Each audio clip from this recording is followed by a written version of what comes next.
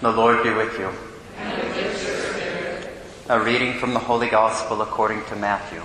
Glory to you, O Lord. When Jesus saw the crowds, he went up to the mountain, and after he had sat down, his disciples came to him. He began to teach them, saying, "Blessed are the poor in spirit, for theirs is the kingdom of heaven. Blessed are they who mourn, for they will be comforted. Blessed are the meek, for they will inherit the land. Blessed are they who hunger and thirst for righteousness, for they will be satisfied. Blessed are the merciful, for they will be shown mercy. Blessed are the clean of heart, for they will see God. Blessed are the peacemakers, for they will be called children of God. Blessed are they who are persecuted for the sake of righteousness, for the kingdom of heaven is theirs. Blessed are you when they insult you and persecute you, and utter every kind of evil against you falsely because of me. Rejoice and be glad, for your reward will be great in heaven. Thus they persecuted the prophets who were before you." The Gospel of the Lord. Praise to you, Lord Jesus Christ.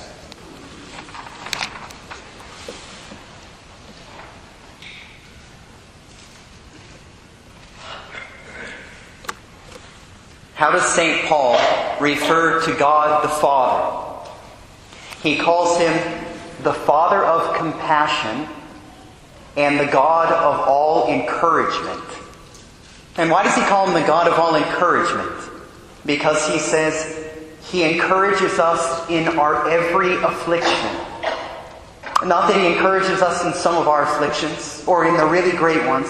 He encourages us in our every affliction. And why does God the Father go to reach out to us in such a profound way in everything? Because what are these afflictions?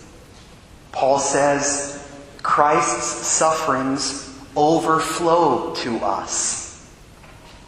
Because the afflictions we suffer are Christ's afflictions that we share in. That they are not our own, they are His in us, or ours in Him. And so since they are Christ's afflictions that we share in, God the Father gives us the encouragement to sustain us in the midst of them. And the encouragement can come in a wide variety of ways. Right? It might be a word that is spoken to us, the visit of a friend, some time spent in prayer, a remembrance, an occurrence in our lives, something that takes place in nature. Just yesterday, a woman came to me after Mass, and she said, "Father, I've got to share a story with you." She said, "My mom, who's a member of this parish," and the woman's around 80 years old, she said she has been praying a novena to St. Therese. And she didn't share with me what it was that she was praying about. A novena to St. Therese that was very important to her.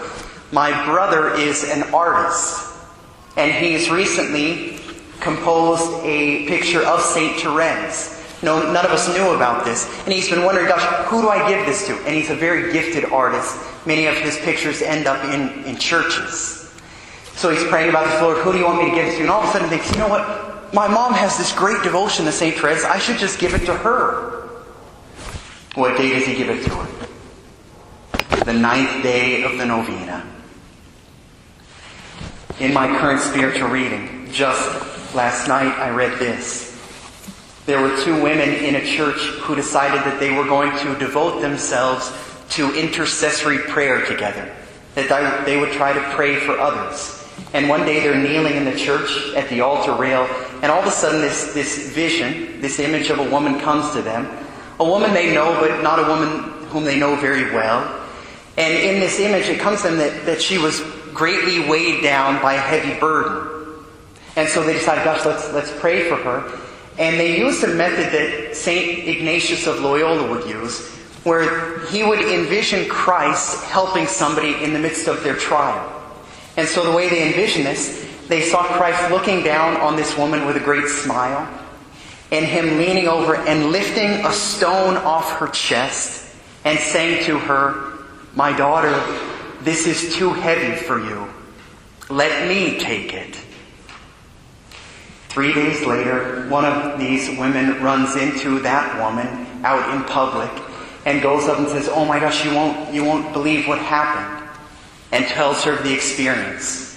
The woman wells up with tears, and she said, 3 days ago I was in the hospital, and I was greatly weighed down. And a chaplain came to see me to bring me Holy Communion. But I struggle with scrupulosity, and so I said, "You know what, I'm not worthy," even though I wasn't conscious of any serious sin.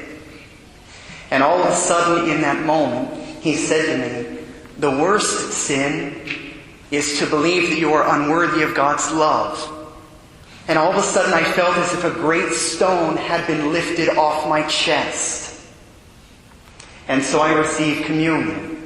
And I knew in that moment I was a member of the saints in heaven, in their communion. He encourages us in our every affliction.